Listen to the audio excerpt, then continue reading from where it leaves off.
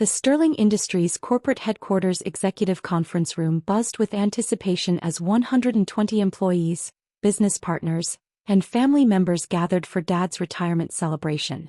After 38 years of building Sterling Industries from a small manufacturing shop into a regional powerhouse employing over 800 people, Thomas Sterling was finally stepping down as CEO and president. A transition that had been planned for over 2 years and represented the end of an era for the company he'd poured his life into creating. The conference room had been transformed for the occasion with elegant decorations, a catered dinner from the city's finest restaurant, and a professional photographer capturing moments that would become part of the company's historical record. This wasn't just a retirement party. It was a celebration of Dad's legacy and the successful business empire he'd built through decades of determination, strategic thinking, and relentless work ethic. I stood near the back of the room, wearing a simple navy blazer and slacks that had cost less than what some attendees probably spent on their shoes.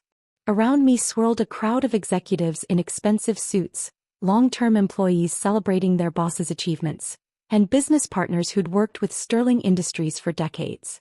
To everyone present, I was the family outsider, the daughter who'd somehow failed to inherit the entrepreneurial gene that had made the Sterling name synonymous with business success. What none of them knew was that 8 months ago, I'd quietly purchased Sterling Industries through a complex web of holding companies and private equity transactions.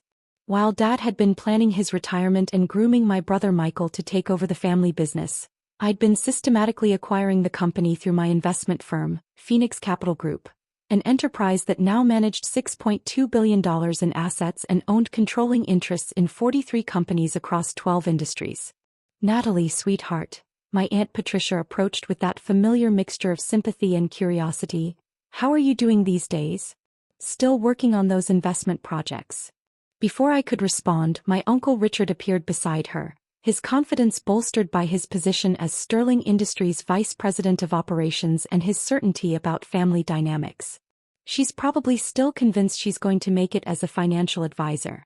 I keep telling people that my niece is exploring the investment world, because honestly, I can't explain what she thinks she's accomplished in 4 years." Polite laughter rippled through the nearby group. My brother Michael, who'd been groomed since college to eventually take over Sterling Industries, raised his wine glass with the satisfied expression of someone whose future had been carefully planned and secured. Natalie's always been the dreamer in the family. While some of us focused on building real careers in real businesses, she's been chasing fantasies about managing other people's money. More laughter echoed through the conference room. My sister-in-law Jennifer, who'd married into the Sterling success story and now enjoyed the social status that came with being part of a prominent business family, examined her diamond bracelet with practiced disinterest. I've tried to encourage her to consider more traditional career paths. Maybe something in human resources or customer service. Something stable that matches her skill level. I smiled politely and continued sipping my champagne, finding their conversation particularly ironic since Phoenix Capital Group had generated over $1.8 billion in returns for our investors over the past 4 years. While they'd been discussing my limitations, I'd been building an investment empire that employed over 300 financial professionals and had earned recognition from the Wall Street Journal as one of the fastest-growing private equity firms in the country. The room's energy shifted as Dad approached the podium, commanding attention with the natural authority that had served him well in boardrooms and factory floors for nearly 4 decades. At 63, Thomas Sterling remained an imposing figure, silver-haired, broad-shouldered, and carrying himself with the confidence of a man who'd built something meaningful from nothing. "Ladies and gentlemen," he began, his voice carrying that authoritative tone that had made him a respected leader in the regional business community, "thank you all for being here tonight to celebrate this transition in Sterling Industries history." He looked around the room with obvious satisfaction, his gaze lingering on employees who'd been with the company for decades and business partners who'd contributed to the company's growth and success. 38 years ago, I started Sterling Industries with a $50,000 loan, a rented warehouse, and the belief that American manufacturing could compete with anyone in the world if we focused on quality, innovation, and treating our employees like family. Enthusiastic applause filled the room as employees and partners acknowledged the vision that had created their livelihoods and built a company culture known throughout the region for its integrity and success. Today, Sterling Industries employs over 800 people, generates $340 million in annual revenue, and holds contracts with some of the largest corporations in North America. We've built something that will last for generations. More applause, accompanied by the kind of pride that comes from being part of something bigger than yourself. But tonight isn't just about business achievements, Dad continued, his tone becoming more personal. It's about family, about legacy, and about passing on the values that built this company to the next generation.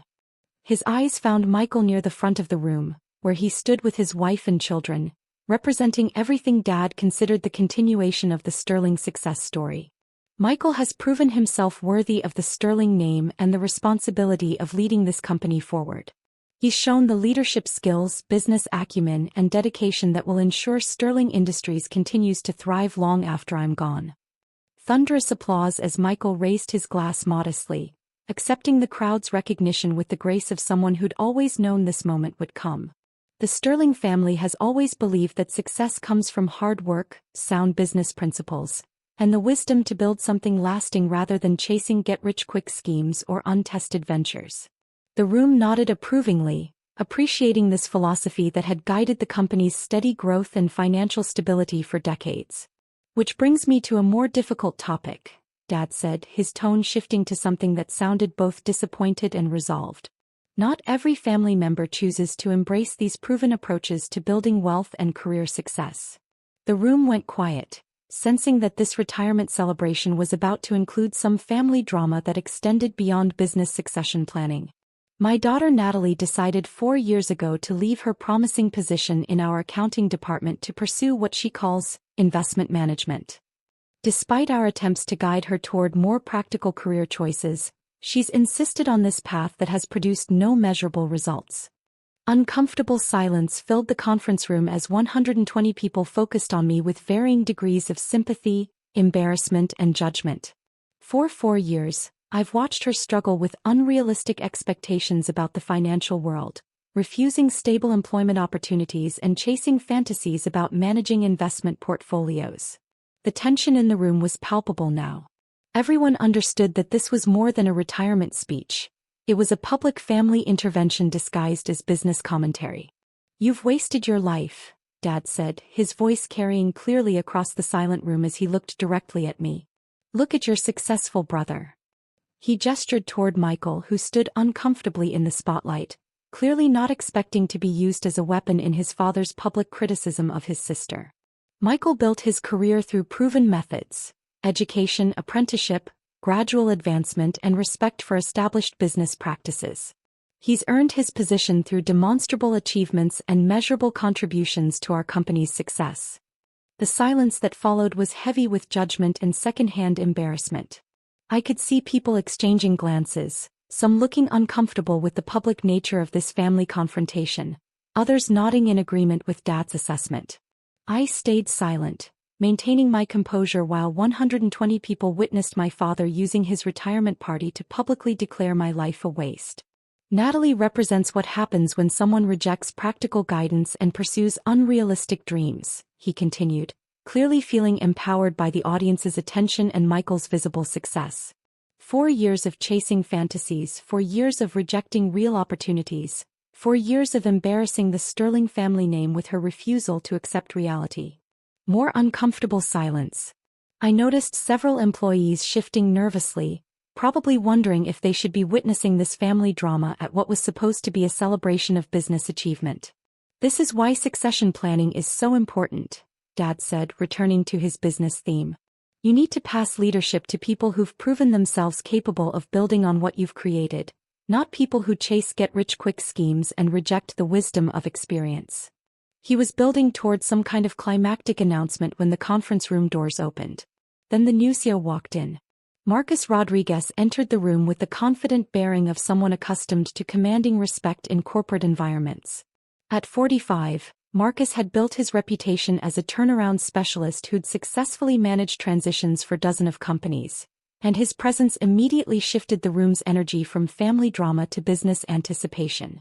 "Ladies and gentlemen," Marcus said, his voice carrying clearly across the conference room, "I apologize for interrupting Mr. Sterling's speech, but I have an important announcement that affects everyone present."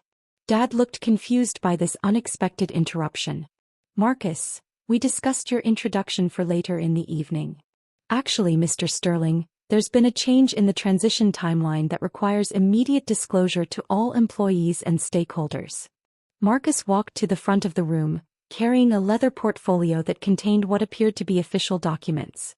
As of this morning, Sterling Industries has completed its acquisition by Phoenix Capital Group, effective immediately.